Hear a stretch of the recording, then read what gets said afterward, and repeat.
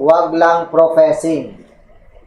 Iba po ang professing sa possessing. When you profess, hindi sure sa isang nagpo-profess kung siya'y totoo o hindi totoo. Okay? Kasi ang pagiging totoo ay hindi napatutunayan sa magitan ng salita. Okay? Hindi sa magitan ng pahayag lamang. Kasi may word sa Bible na may mga taong they profess that they know God. Pakibuksan nyo muna to para malaman natin na hindi po ang profession ang tinitingnan ng Diyos.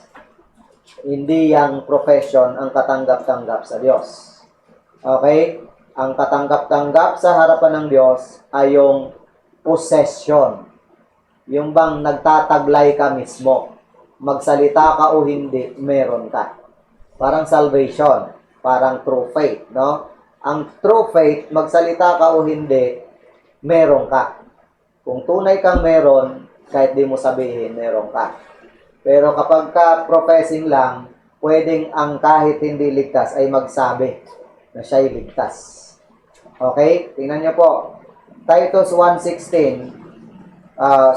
Diyan sa 15 hanggang 16. Paalala ito ni Apostol Pablo. Sabi niya, unto the pure, all things are pure. But unto them that are defiled and unbelieving is nothing pure. Nothing pure. But even their mind and conscience is defiled. They profess, they profess that they know God. But in works they deny Him, being abominable and disobedient, and unto every good work reprobate. So now, nakita nyo ang word na they profess that they know God. They profess that they know God. But they deny Him in their works. So, ano dapat ang mauna? Ang mauna, possession bago profession. Amen? So, kailangan maging accepted ka muna in the beloved bago ka mabuhay ng acceptable. Amen? Kailangan indwelled ka muna ng Holy Spirit bago ka mabuhay na filled with the Spirit. So, hermeneutical terms po yung mga yan. At kung alam natin ang discrimination principle sa pag-aaral ng Bible, ay hindi ka malilito. Amen? Marami pong tao na nalilito kung paano i-interpret ang Bible sapagkat hindi nila alam ang principle of discrimination. Halimbawa, pag tinanong mo, lahat ba ng tao anak ng Diyos? Ang sagot, oo. Okay? Pagka tinanong mo, nabasa mo ba ang John 3:16? Nakalagay sa John 3:16, for God so loved the world that He gave His only begotten Son, that whosoever believeth in Him should not perish but have everlasting life. Ilan daw ba ang anak ng Diyos sa John 3:16? Sabi, He gave His only begotten Son. Pag sinabing begotten Son, bugtong. Okay? Pag bugtong, ilan? Isa. So, ang anak ng Diyos, isa lang. Si Jesus Christ lang. So, paano niya nasagot na lahat ng tao anak ng Diyos? Kasi ang karugtong sa sagot niya, kasi nilalang tayo ng Diyos Sa Diyos tayo galing Kaya tayo anak ng Diyos. So, meron pong discrimination principle doon.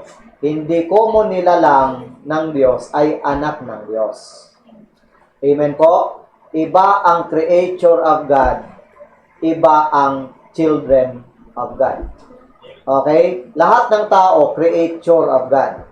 Diba? Sila ay product ng creation. Amen? Pero hindi lahat ng tao, anak ng Diyos. Ang sabi ng John 1:12, ang naging anak ng Diyos, ang sabi ng John 3:16, ang anak ng Diyos, isa lang, si Jesus Christ. Pero yung mga taong sumampalataya kay Jesus, sa John 1:12, yung tumanggap daw kay Jesus, naging anak ng Diyos. Naging. Binigyan sila ng karapatang maging anak ng Diyos. So, lahat ng tao ay nilalang ng Diyos. Okay? Pero ang anak lamang ng Diyos ay yung tumanggap at sumampalataya kay Hesukristo. Amen po? So, kapag ka naniniwala ka na lahat ng tao anak ng Diyos, so, tinuturo niyan, ang lalabas niyan ay yung one brotherhood lang, no? Lahat tayo magkakapatid, lahat tayo ay patungo sa Diyos, lahat tayo ay papuntang langit, dahil lahat ng tao anak ng Diyos. Kaya lang sa Bible po, may tinatawag pong anak ng dyablo, may tinatawag na anak ng Diyos. So, merong discrimination principle. Kaya dapat malinaw ang interpretation. Ang sabi ng Bible, lahat ng tao makasalanan. At bilang makasalanan, hiwalay tayo sa Diyos. At bilang hiwalay sa Diyos, pupunta tayo ng impyerno. Pero nagpadala ang Diyos ng daan patungo sa langit. At ang daan na yon ay si Jesus. At sabi ng John 1:12, ang tumanggap kay Jesus, naging mga anak ng Diyos. So, we as believers are children of God by faith in Jesus Christ. Amen? So, iba din po yung sinasabing profession saka possession. Okay? Pag sinabi mong you possess the true faith, okay, whether you profess or not, you have that true faith. Okay? Kung tunay kang nanampalataya kay Jesucristo. Kaya nga, si Pablo, para hindi malito ang mga reader niya, ito ang sinabi niya. Verse 23. Okay? Sabi diyan sa verse 23, let us hold fast the profession of our faith without wavering. For he is faithful that promise. Ano daw sabi? Yung profession ng ating faith, panghawakang maigi. Okay? So, hindi lang pala basta pre-profess. Kailangan panindigan mo. Panghawakan mo. Amen? So, in fact, bago yan mag-profess, meron na siyang true faith. Amen? So, pag-usapan natin po yan ngayong hapon. Exhortations to true faith. Number 1, meron tinatawag na consecrated response to true faith. Consecrated response. Makikita nyo po yan sa verse 19 hanggang 21.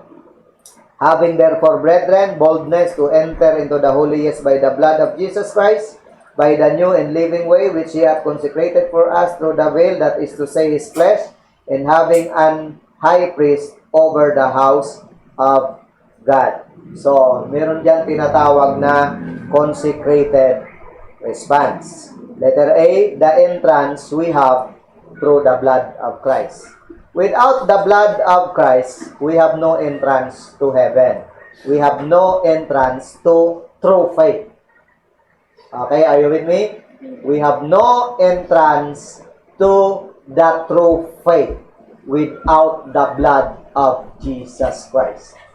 Okay, kaya nga, because of that blood, the Lord provided us entrance into the holiest by the blood of Christ. Kung paanong sa Old Testament, bago pumasok ang saserdote sa Holy of Holies, meron pong templo sa Old Testament, di ba? Merong templo, merong part yan, merong outer court, merong inner court, merong holy place, merong Holy of Holies. Doon sa outer court, nandun yung mga tao. Doon sa inner court, doon isusunogin yung mga handog. Doon duduguin yung mga hayop. Amen? Pagtapos, pagpasok niya sa holy place, meron doong mga priest na nag-fellowship. Okay? Meron silang table of showbread doon. Nag-fellowship sila. Kumakain sila doon. May golden candlestick doon sa holy place na yon. Then, ang high priest pupunta sa pinakaloob. Okay? Yung tinatawag na Holy of Holies. Tanging high priest lang ang makakapunta doon. Okay? Pero alam nyo po, bago siya makapunta doon, natapos niya na munang ihandog ang dugo.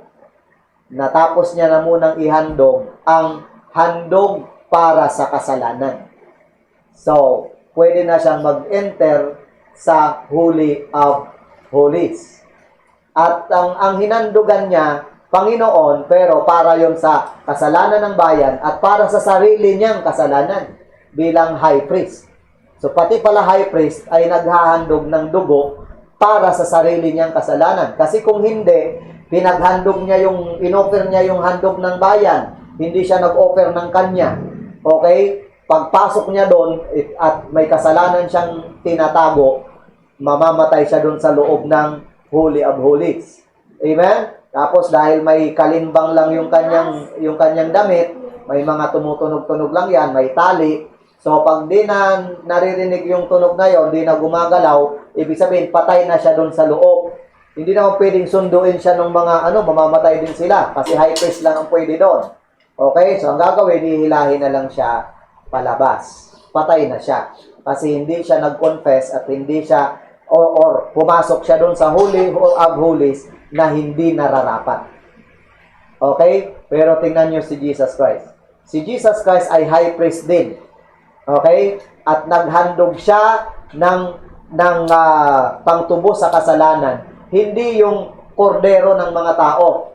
Hindi yung kanilang mga kinuhang mga hayop na ihahandog. Kundi katawan mismo ni Kristo ang hinandog niya para sa taong bayan. Amen? Para sa ating mga kasalanan. So pagtapos ihandog, dumiretso siya doon sa Holy of Holies. Amen? Kaya ang sabi diyan, because of the blood of Jesus Christ, tayo ngayon ay pwede nang pumasok sa Holy of Holies. Amen? So without the blood of Jesus Christ, wala tayong true faith. Pwede kang may faith pero pwedeng may faith ka pero hindi true faith. Amen? So because of the blood of Christ, we have the entrance. So hindi ka ba nagpapasalamat na ginawa na, sinold na ng Panginoon ang problema sa kasalanan. Hindi ikaw ang nag-solve. Amen? So yan po yan. The entrance we have through the blood of Christ. Verse 19. Letter B, the endorsement we have through being in Christ. So being in Christ, we have the endorsement. Tingnan niyo po yung verse 20 and 21. By the new and living way, which He hath consecrated for us, through the veil, that is to say, His flesh. Pansinin mo yan. Yung true and living way, yung new and living way, consecrated, sabihin, pinabanal para sa atin. Tinalakay ni Paul kung ano talaga yan. Pinaliwanag niya kung ano yung new and living way. Sabi, that is His flesh. O, di ba? Sino yung daan mo patungo sa Diyos? Si Kristo lamang. Amen? Jesus is the way, the truth, and the life. His banner over me is love. So, hindi tayo ang daan patungo sa langit. Hindi relihiyon ang daan patungo sa langit. Okay? Anumang daan maliban kay Kristo, ang mga daan na yon ay hindi living way. Isa lamang ang living way. Jesus Christ is the living way. Amen. Amen? So because of that, na-endorse na tayo ng Panginoong Jesucristo sa Ama. Kaya nga ang word sa Ephesians 1:6, we are accepted in the beloved. So because of that beloved Son na namatay sa cross, we are accepted now in the sight of God. Okay, not by our works, not by our righteousness, but by His righteousness, by His sacrifice. Amen? By the blood of Christ. So, nakita natin na tayo bilang mga mananampalataya, in-endorse na tayo ni Jesus Christ sa Ama. Kaya ang pangalan ng sino mang nanampalataya kay Jesus, nakasulat na sa aklat ng buhay.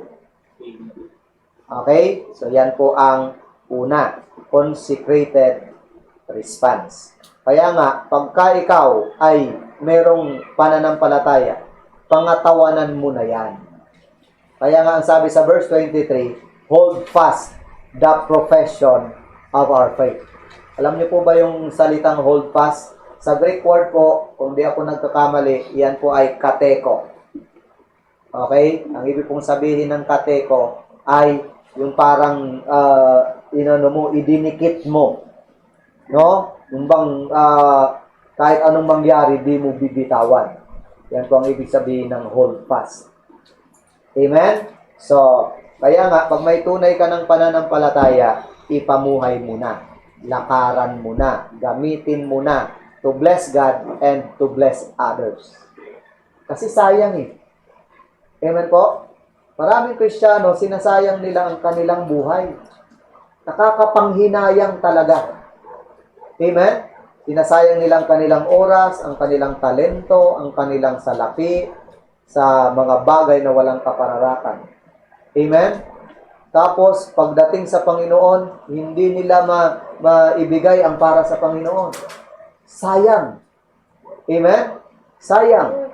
Tatandaan po natin, ito na nga yung panahon eh. Dahil alam mong hindi na spending ang ginagawa mo, investing na ang ginagawa mo into eternity, di ba? So, dapat wag na tayong magsayang ng ating mga buhay sa Panginoon.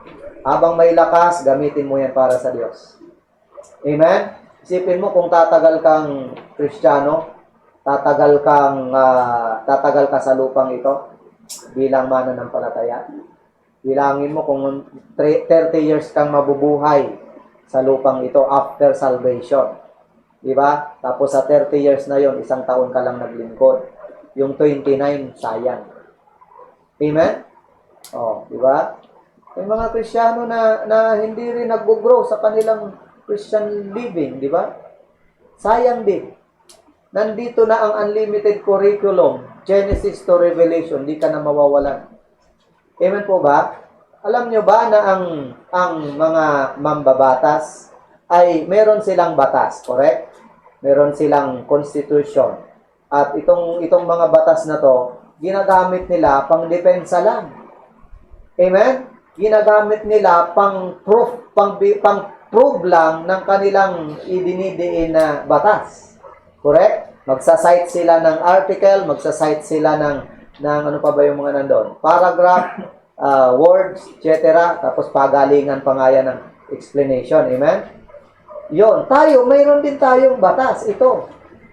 At ang maganda sa atin, hindi ito ginagamit, itong batas na hawak natin, hindi ito ginagamit kapag pang-depensa lang. Hindi ito sinabi, o sige, ang salita ng Diyos ay gamitin mo lang pag may sakit ka.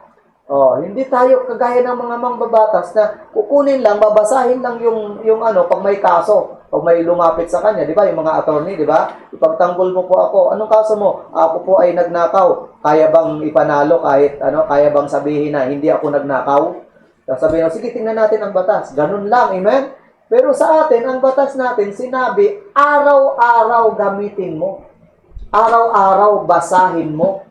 Araw-araw ay ipangaral mo, this book of the law shall not depart out of thy mouth. So, ganun ang kaibahan ng batas ng tao sa batas ng Diyos. Amen? Pero ang sinasabi ko nga, sayang kung di mo ito matututunan. Nasa iyo na lahat ng pagkakataon. Amen?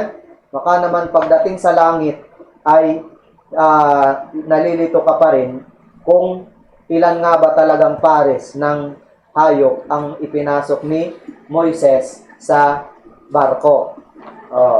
Pero ang totoo, wala. Kasi si Noah yun. Hindi yun si Moises.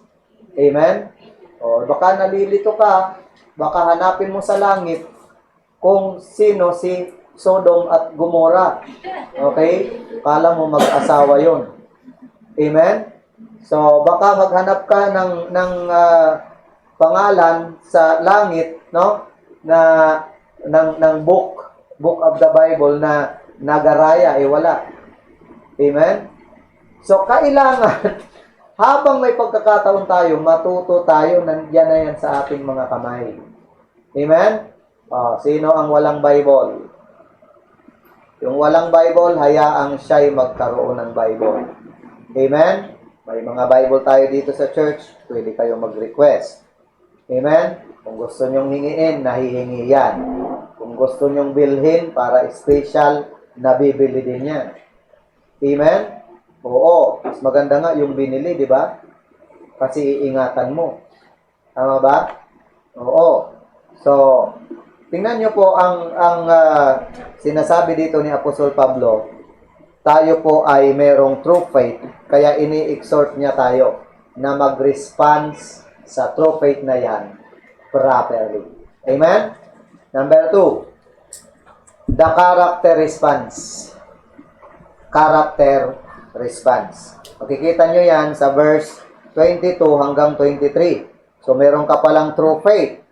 So, ano ba ang dapat makita sa taong may true faith? Alam niyo po, yung mga salitang yan, madali lang yan marinig. At ngayon, naririnig natin yan sa mga tao sa sanlibutan. Amen?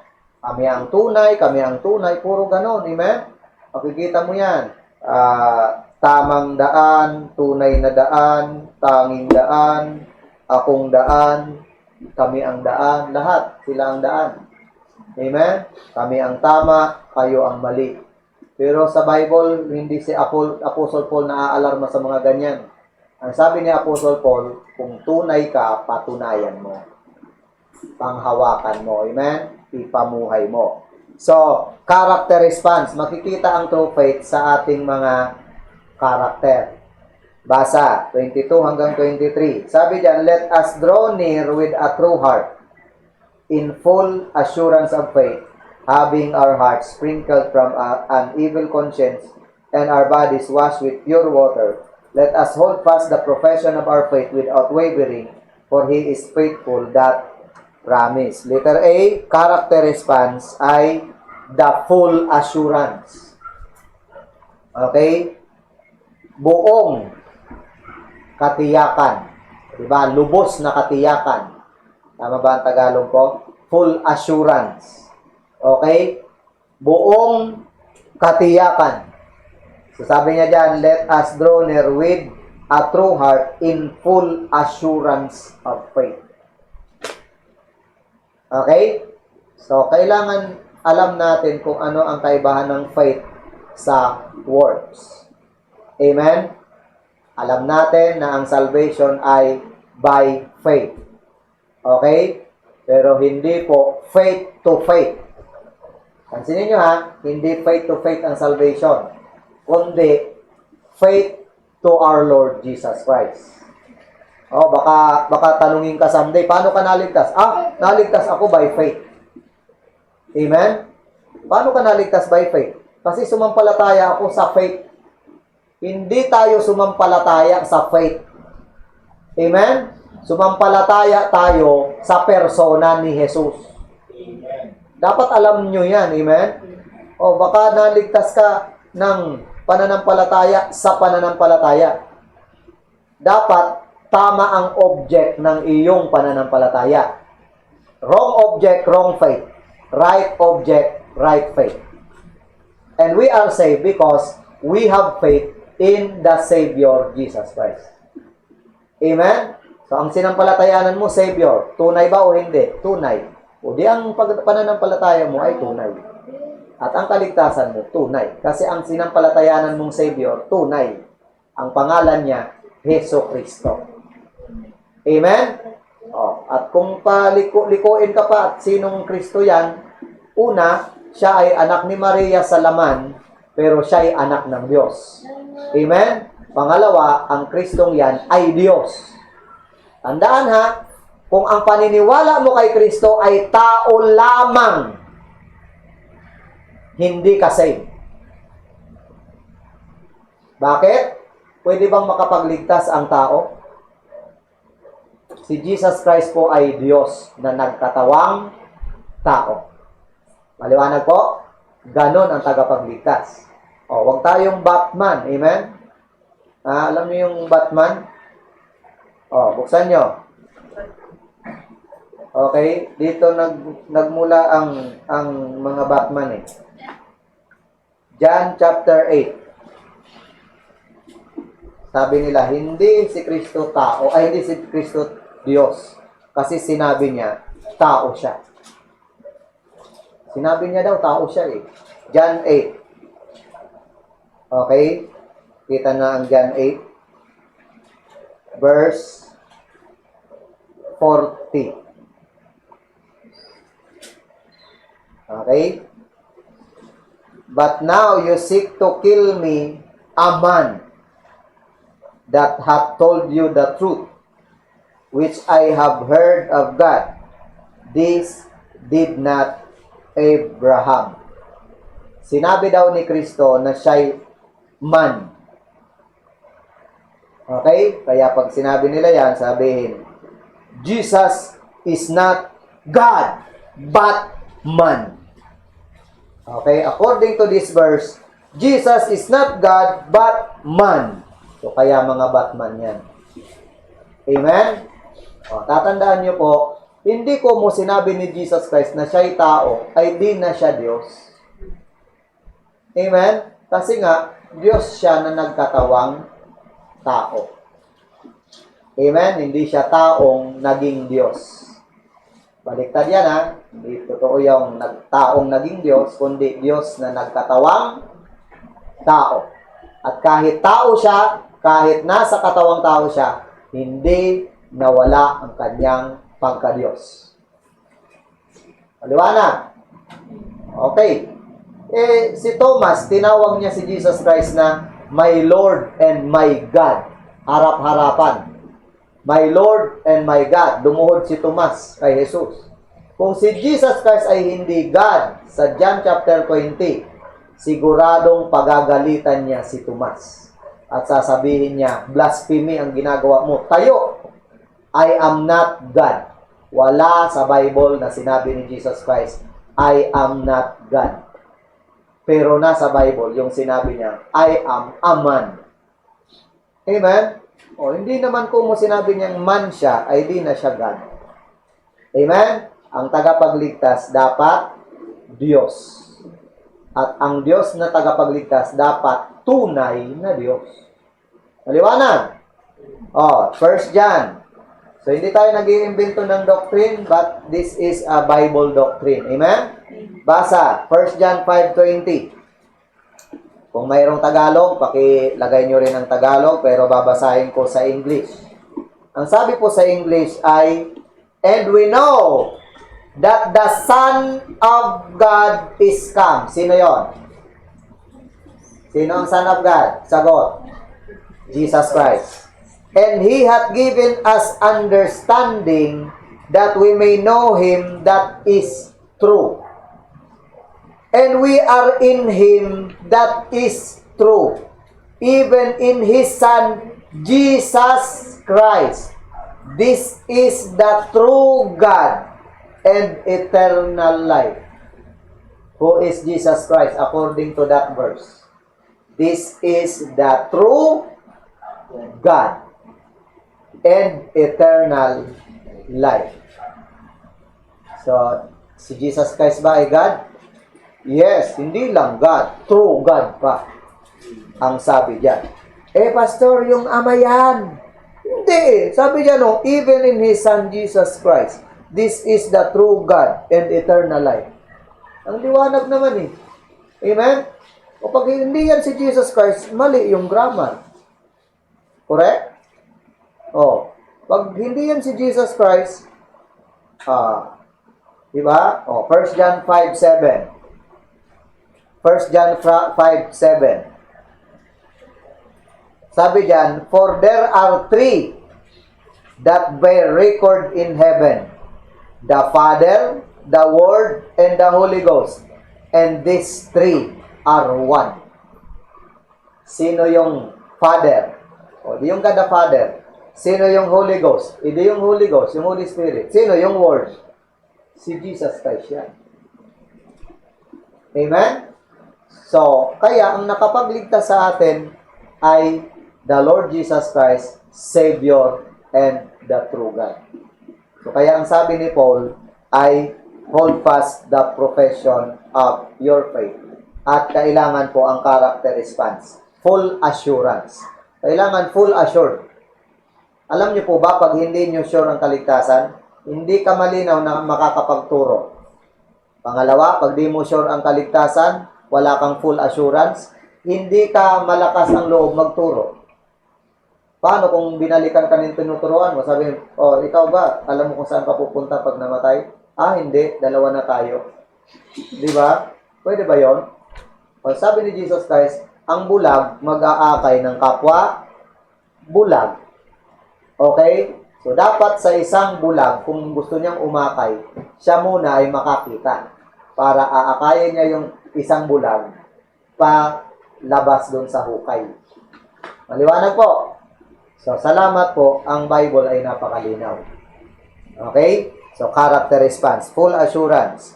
Pangalawa, the fast acknowledgement. Fast acknowledgement. Okay? Tingnan niyo po sa 10 verse 23. Ang sabi diyan, let us hold fast the profession of our faith without wavering. Okay? There is fast acknowledgement. Okay? Hold fast the profession of our faith without wavering. Ibig kong sabihin yan, huwag kang pumayag na natitinag ang iyong profession. Okay? Huwag pabago-bago. Huwag, kumbaga sa haligi ay madaling mabuwal. Amen? Kaya nga dapat nakatayo ang iyong doktrina sa solid rock. Diba? Kasi pag sa solid rock yan nakatayo, bagyuhin man yan, ay mananatili yang matibay. Pero kung ang doktrina mo nakatayo sa sand, di po ba? May mga taong hindi alam ang paninindigan Amen? Kung ano ang malakas na agos, doon siya. Okay? Parang, alam mo yung onyango. Na kung saan siya nakadikit, ganun kulay niya. Amen? Sabi ni David sa Psalms 1, the ungodly are not so. Buksan nyo. Yung mga ungodly daw, ganito ang kanilang karakter. Okay? Basa. Psalms 1.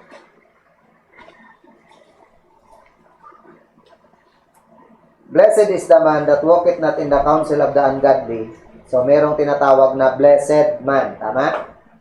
Yung hindi lumalakad sa payo ng masama, hindi tumatayo sa tayuan ng makasalanan, hindi umuupo sa upuan ng manliliba. Okay? Tingnan nyo sa verse 4. The ungodly are not so. So, yung nasa verse 1, na karakteristik ng blessed, hindi raw yan ang karakteristik ng ungodly. Kundi ano daw ang ungodly? The ungodly are not so, but are like the chaff, which the wind driveth away. Ang ungodly daw, kaparehas siya ng chaff. Okay? Alam mo ba yung chaff, Brother Rojan? Yung chaff, yung ikaw ay kukuha ng bangos, tapos chat-chatin mo. Joke lang. Ang chaff ay ipa. So, ang ungodly daw ay parang ipa. Na kung saan-saan na lang pinapadpad ng hangin. Kung makakita ka ng ganyang Kristiyano, di ba? Kung saan naabutan ng linggo, nakakita ng simbahan, dito na tayo. Amen? Pinalingguhan ulit, nakakita ulit ng simbahan. Lahat naman yan sa Diyos, Pastor. Amen? Hanggang sa yung doktrina niya, halo-halo na. Amen po? Kailangan Bible doctrine ang ating pinakabisa, nilalakaran. Amen? So, Bible doctrine. Pag alam mong hindi Biblia ang tinuturo, diba? Tradition ang tinuturo. Diba? Doktrina ng tao ang tinuturo. Ang binabasa, hindi Bible. Mahirap yun, amen? Kailangan may basihan ka. Bible ang binabasa mo. Kung may relihiyon na bawal ang Bible, sa mga Baptist, hindi bawal ang Bible. Ang bawal sa atin ay ang walang Bible. Amen? Kasi dapat alam mo yung pinag-aaralan. Amen? Bawal kasi may Bible lahat kasi sabi ng Bible ay hindi lahat tagapagturo. Malilito sila. Kailangan yung tagapagpaliwanag lang ang magbabasa niyan. Amen? Meron ba niya utos sa Bible na ipagbawal mo ang Bible at ang babasa lang yan ay yung leader? Wala. Kailangan lahat tayo nagdi-discover. Amen? Sabi nga, ituro mo sa mga anak mo, ituro mo sa mga apo mo, itali mo sa liig nila, idikit mo sa dingding mo. Di ba? Para idikit, itali kung ano-anong gagawin sa Word of God. Ibig sabihin, gustong ipabasa ng Panginoon. Isusulat ba ito ng Panginoon kung ayaw niya ipabasa? Bakit sinulat ang Bible? Para basahin. Ganun lang yung kasimple. Amen? So, kaya dapat nagbabasa kayo ng Bible. Are you reading your Bible? Ha? Sino ditong nakakumpleto ng magbasa ng Bible? From Genesis to Revelation. Taas ang kamay. Wala.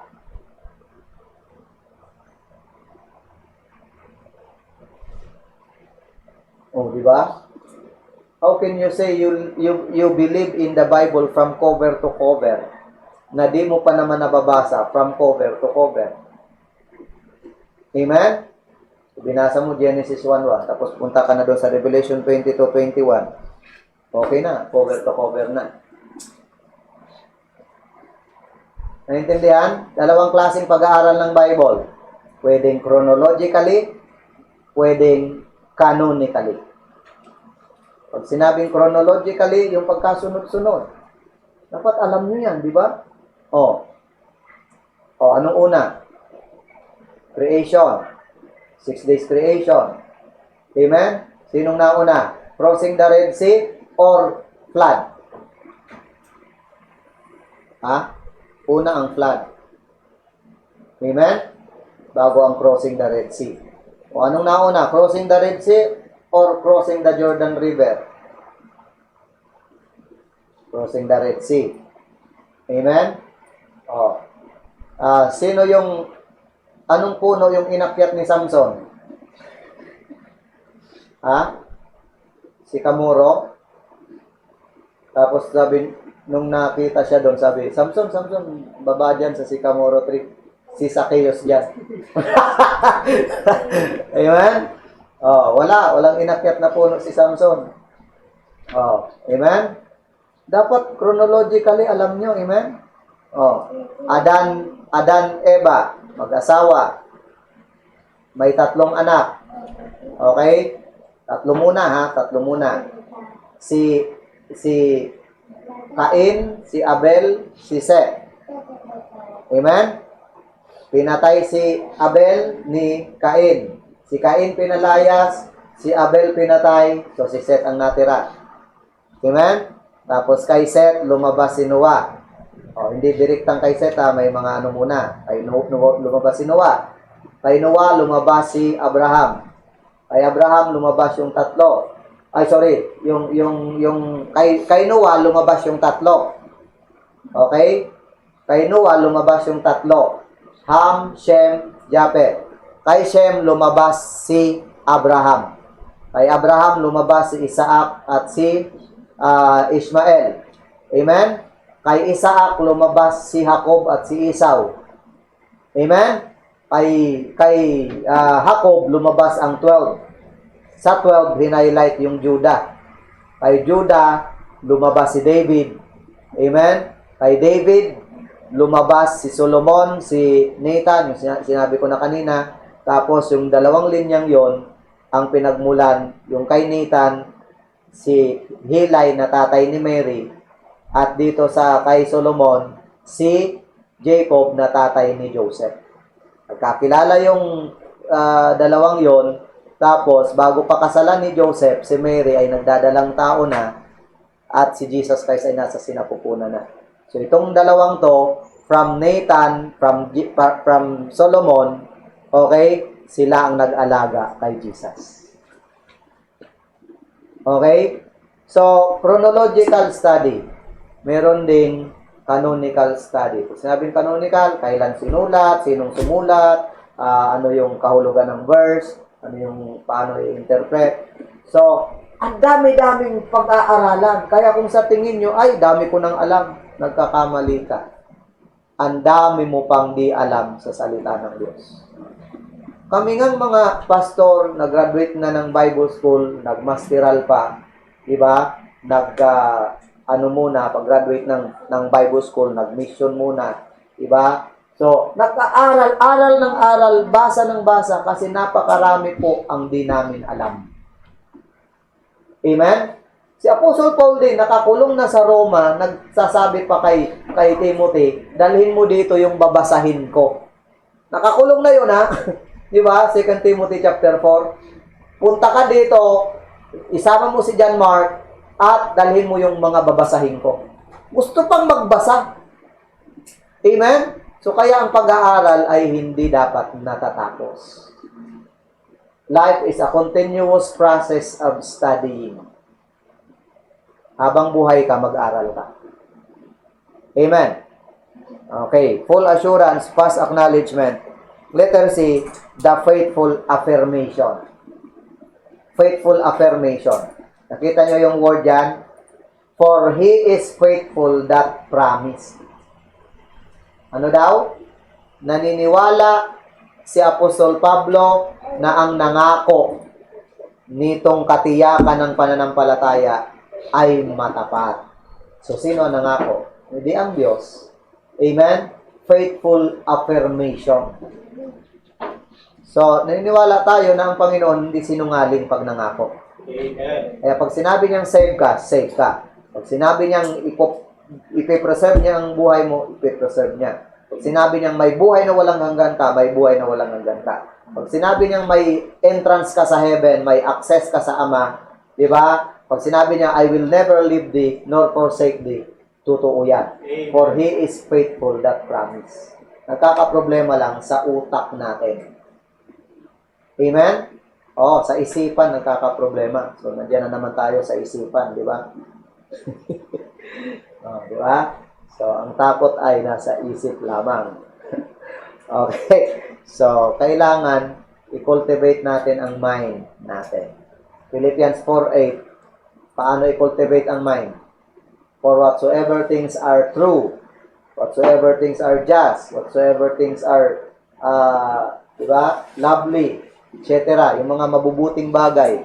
But finally, brethren, whatsoever things are true, whatsoever things are honest, whatsoever things are just, whatsoever things are pure, whatsoever things are lovely, whatsoever things are of good report, if there be any virtue, if there be any praise, think on these things. So yun lang ang iisipin mo. Yung mga bagay na yan, Philippians 4:8. Amen? Yun lamang ang iisipin. So yung labas dyan, huwag mo nang isipin. Yung labas dyan.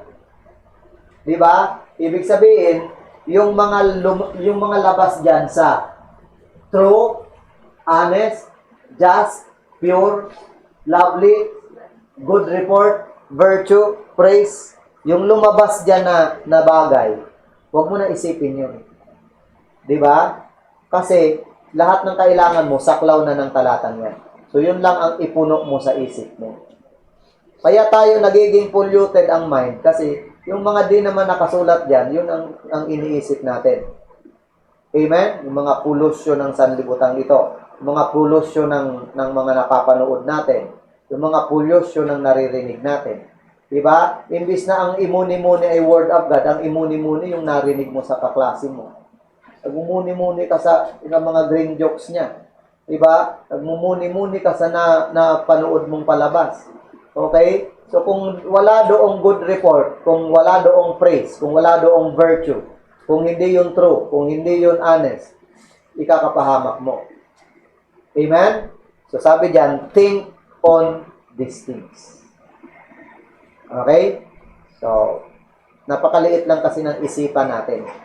Diba? Napakaliit lang ng coconut shell natin.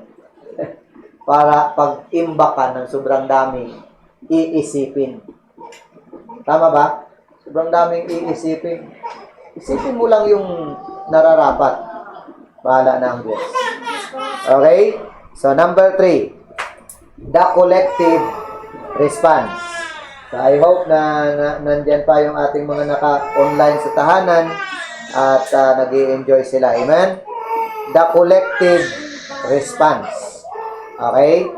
Collective response. Makikita nyo naman yan sa verse 24 hanggang 25. Sabi diyan sa 24, and let us consider one another to provoke unto love and to good works. So collective response. If you have true faith, listen carefully, kailangan wag mong sarilinin. Kung ikaw ay may true faith at nilagay ka ng Panginoon sa kanyang body, mabuhay ka kasama ang body. Okay? Mabuhay ka na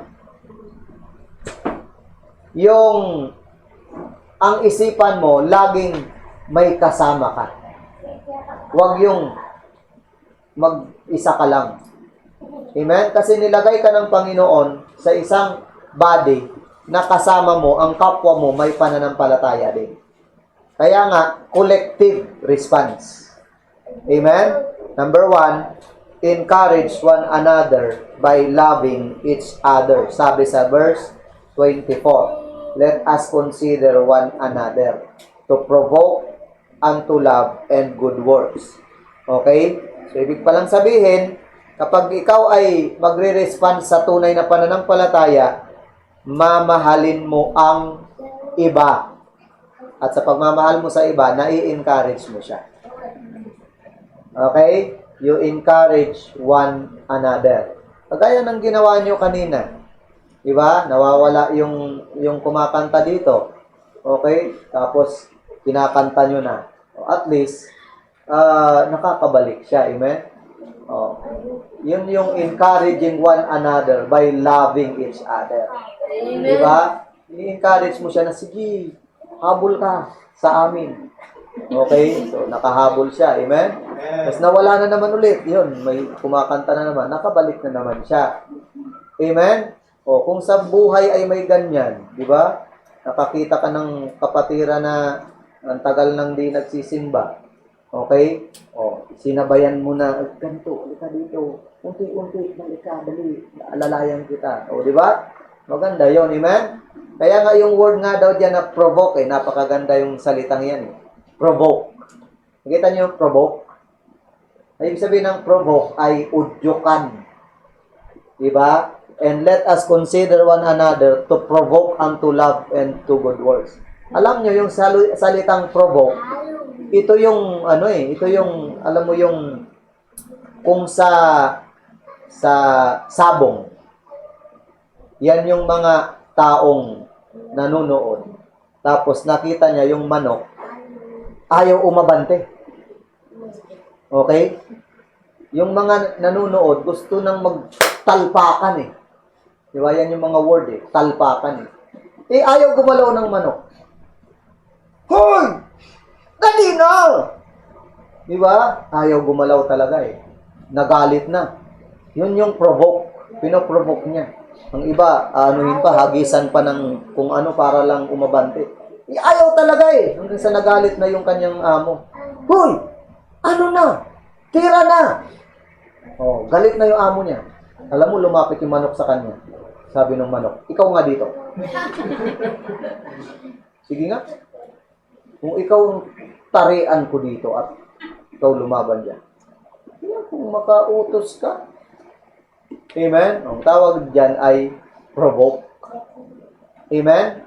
So, prinovoke niya yung manok para umabante. Amen? Na-provoke tuloy yung manok na labanan siya. Ayan, ha? Di ba? Ito yung provoke. Nung kami ay bata pa, yung kapatid ko, pagka, yung kinikwento ko sa inyo, may kapatid ako na lalaki. 6 kaming lalaki. Isa doon, di ko na sabihin ang pangalan, isa doon ay ayaw na ayaw kong kasama pag kami inuutosan ng papa ko. Matanda sa akin yun. Kasi, once na kaming dalawang magkasama, pag nakakita siya ng kaedad ko, sabi niya, Boy, labang ka dito sa kapatid ko? Oo! Sige nga, hawakan mo ang tainga. Ganun yun. Kahit ayaw ko makipag-away, sabihin niya, ganito, anuhin mo nga, pilipitin mo. Sige nga, pitikin mo nga ilong. Sige nga, sundutin mo nga ilong.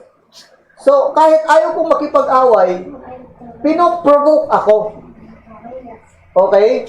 Kaya pag galit na ako, kung kahit saan tumama yung suntok ko, kahit anong madampot ko, ibinabato ko, pati yung kapatid ko, dinadamay ko na. Okay? Tapos pag uwi pa ng bahay, susumbong ko pa. Si kuya, basta kasama ako niyan, gusto niya makipag-away ako. Oh. Di ko yung ginawa sa mga bunso kong kapatid na lalaki. Bakit? Kasi alam ko yung pakiramdam ng napoprovoke. Na kahit gusto mong maging palakaibigan, hindi dahil may nagpo-provoke. Amen? Oh, di po ba? Sabi ni Paul, yung mga kapatid natin, i-encourage natin, i-provoke natin na magmahal.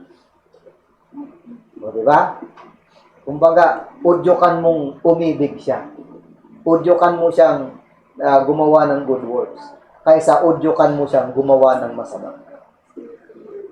Amen? O kasi minsan yung mga udyok-udyok na yan, di ba? Yung mga asar-asara na yan na tukso-tuksohan, di ba? Kahit ayaw manligaw, tutuksohin. Di ba? Tapos pagka nanligaw tuloy nang wala sa panahon at nagkaroon ng problema, babalikan yung nag-udyok, di ba? Babalikan yung nag-udyok. Ikaw kasi, inudyokan mo ako eh. Ayaw ko pang mag-asawa, gusto mo na eh. Di ba? Ikaw ngayon magpakasal doon.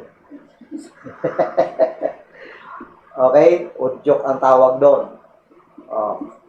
Kaya kahit masama yung ginagawa, tapos inudyokan mo pa, okay? Mas lalo siyang magpapakasama. Tama? Oh.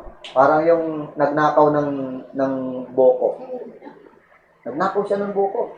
Tuwang-tuwa siya, oh. Ang dami niya nang nahulog. Tapos dumating may-ari. Ha? Ang gagawa ko dyan! Kanya. Sige lang. Kuha lang siya ng kuha. Sigaw ulit may-ari. Hoy! Anong ginagawa mo dyan? Magnanakaw ka. Inuubos mo yung buko pa. Hindi niya pa rin pinapansin. Kuha pa rin siya ng kuha. Nilakasan yung boses ni may-ari. Bumaba ng madali. Nagmamadali yung ano. Tapos sabi niya sa may-ari, ikaw, alam mo nang nasa taas ako eh. Sigaw ka ng sigaw eh. Kung nahulog ako, mababayaran mo ba ako? Sabi ng may-ari, sorry na. Sensya ka na. Di ba? Siya pa nag-sorry. Di ba? Galit na. Sabi niya, alam mo nang nasa taas ako eh. Alam mo nang nagnanakaw, tatanungin mo pa. Di ba? Oh. So, masama yung ginagawa niya, naudyukan pa, di ba? O, mas lalong nagalit. Mas lalong naging masama. Ang mga believer, dapat mag-udyukan tayo. Amen? Aliwan. Diba? I-encourage ang isa't isa. Pag nakikita mo maganda ang ginagawa, sige sis, tuloy mo lang yan. Very good yan. Udyok yun, amen? O, tuloy mo lang yan. Maganda yan. Nag-solo ka ngayon. Sige, solo ka ulit sa sunod, ha? O, mga ganon. Amen? Udyok. Okay? So, baka pangalanan yung anak niyo Udyok, ha? Number 2, encourage one another by serving each other. Serving each other. Sabi sa 24, consider one another to provoke unto love and to good works. So, let us serve one another. Through your serving others, you are encouraging him. Amen? Number 3, encourage one another by uniting with each other. By uniting with each other. Nakita niyo sa verse 25, yung salitang together. Amen? Not forsaking the assembling of ourselves together as the manner of some is. So, togetherness is very important. Amen? Kailangan nakikipagkaisa. Huwag tayong lumalayo sa grupo.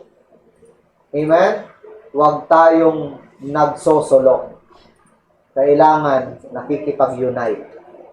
Napaka sarap pagmasdan kapag united ang isang grupo. United. Sabi nga, divided we fall, united we stand. Amen? United we stand, divided we fall. Okay, and then number 4, encourage one another by exhorting each other. Exhorting each other. Nakalagay dyan sa verse 25, huwag mo nang gayahin yung mga nagpapabaya sa pagtitipon. Huwag na daw gayahin. Kundi, ikaw ay matutong i-exhort ang isa't isa dahil nakikita natin na ang araw ay papalapit na. Ibig sabihin, gayahin yung mabuti, huwag tularan yung masama. Amen? O, sabi ni Paul dyan, huwag pabayaan ang pagtitipon. At kung may mga nagpapabaya, meron talaga Sabi dyan meron talaga Ibig sabihin, noon pa man talaga, ay may mga di na pala simba, di na pala attend. Noon pa man. Amen? Kasi 2,000 taon nang nakakaraan. Sinulat ni Pablo to. Na meron na pala noon mga Kristiyanong pabaya sa paglilingkod sa Panginoon. Sabi ni Paul, wag nyo na silang gayahin. Kayong mga umaaten, mag-unite kayo sa isa't isa at i-encourage nyo ang isa't isa. At sabihin nyo sa isa't isa, tuloy lang tayo dahil papalapit na ang pagbabalik ni Jesus. Amen? Kung gugugulin mo pa ang time mo doon sa mga absentee at sila'y gagayahin mo pa. Di ba? Sayang ang panahon mo. Sayang. Dapat tayo ang magpagaya, hindi tayo ang manggaya. Naintindihan, mga kapatid? Kaya dapat ma-master talaga ng Kristiyano ang maging involved sa ministry. Amen? Di ba, nasabi natin na talagang ang buhay natin bilang church ay nahati lang sa dalawa. Wala kang pagpipilian doon. Number 1, ministry. Number 2, mission. Ang ministry ay inside the church. Ang mission ay paglabas mo sa church. Paglabas nyo mamaya dyan sa pintuan, you are entering the mission field. Amen? Mission mo ang trabaho mo. Mission mo ang eskwelahan mo. Mission mo ang pamilya mo. Missionary tayo paglabas ng pintuan ng simbahan. So, sa loob, ministry. Sa labas, mission. Amen? Walang iba. Hindi ba, pastor, pwedeng wala ako dun sa dalawa? Hindi. Di ba? Si Jesus Christ, siya po ang kauna-unahang missionary. Pinadala siya ng Ama, sabi ni Jesus Christ, kung paanong sinugo ako ng Ama, sinusugo ko din naman kayo. Amen? Ang missionary-minded saka ang ministry-minded believer, hindi po ito bagong idea. Ito'y na-adapt lang natin mula kay Jesus Christ hanggang ngayon. Wala pong new. Walang new. Pinasa lang to sa atin, kaya nakakahiya kung sa atin puputulin. Naintindihan po? Huwag nating putulin sa atin ang ministry at ang mission. Baka ang tagal na nating Kristiyano, di mo pa rin alam ang gagawin mo sa church. Ano bang ministry nyo sa church? Doon sa mga bago, maghanap kayo ng ministry sa church. Amen? At doon sa mga bago, ay maghanap kayo ng magiging bunga nyo sa Panginoon. That is your mission field. Amen? So, yung dalawang yan ang atupagin natin. Okay? So, wag yung ilang taon ka anong ministry mo sa church? Wala. Ilang taon ka ng Kristiyano? 10. Anong ministry mo sa church? Wala. Sa 10 taon, wala. Ano lang ginagawa mo? Ganito lang, pastor, pag linggo. Magpungko, pamati, pauli. Okay? Magpungko, pamati, pauli. Okay? Ano yan dyan? Umupo, makinig, umuwi. Ginawa mo yan umaga. Paghapon, babalik na naman siya. Magpungko, pamati, paulit. Miyerkules, balik na naman siya. Magpungko, pamati, paulit. Okay? Ilang taon mo na yung ginagawa? 20 years. So, ano ang ministry mo? Meron. Magpungko, pamati, paulit. Diba? Hirap nun, di ba? Kahit paano maghanap tayo ng magagawa. May magagawa pa tayo. Bukod sa magpungko, pamati, paulit. Amen? Pwedeng yung pinupungkuan mo, linisin mo. Ministry yan. Pwedeng yung pinungkuan mo, iligpit mo. Amen?